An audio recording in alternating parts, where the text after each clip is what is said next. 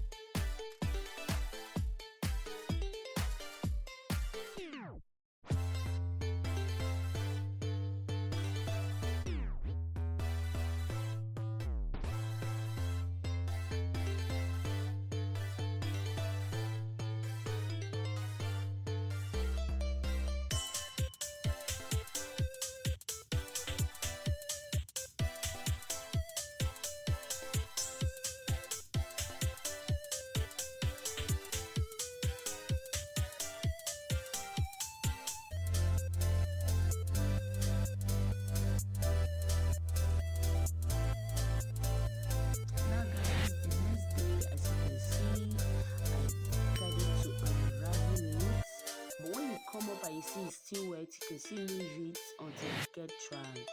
So getting to the next day is dried up. Now I will unravel it to show you the outcome. You gently unravel this. If you hurry up to unravel it, you might end up scratching the whole thing, like messing the whole thing up. So you have to gradually, because as you are unraveling it, depending on what you're using, because of the stick I used, as you're unraveling it, some small hairs can hold it up, and when you drag it, you spoil the whole thing. So you see how I unraveled it gradually. This is it. See, that's the outcome. This is how it looks like after unraveling it. This is how it looks like. This is how it looks like. You see. So this is the one I already did off the camera. This is how it look like. Your French coil is ready right now. You see what I'm saying? See what I'm talking about? So now I'm going to use this lady hair. Sorry about the hair, she was losing it anyway.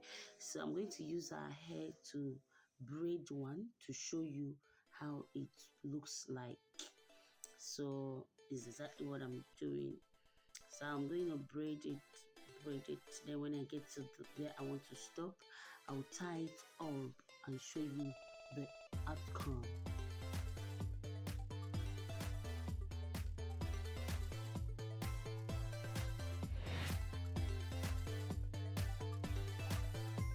Voila, this is the outcome. So guys, if you find this video helpful, don't forget to subscribe, click the notification bell to be notified anytime I post a video.